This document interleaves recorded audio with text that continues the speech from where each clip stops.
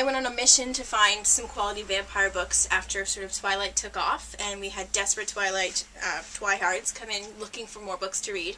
And this one I read in a night. I left a dinner party early so I could finish it as an adult.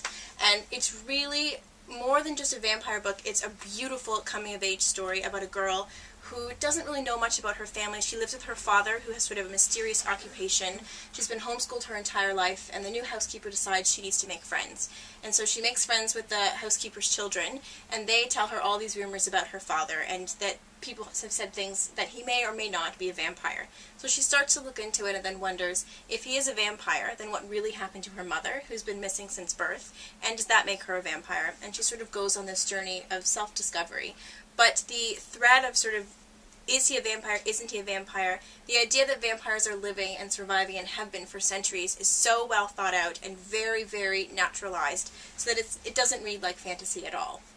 That's true, and I think one of the great things about the book that the author manages is to perfectly position that transition time when children step out. It's like stepping into the real world, from their family unit out into the real world, and start to become aware of things that they had never even thought of before. And in this book it's a perfect example of how this young girl starts to see her own self and her family through the eyes of other people. Definitely.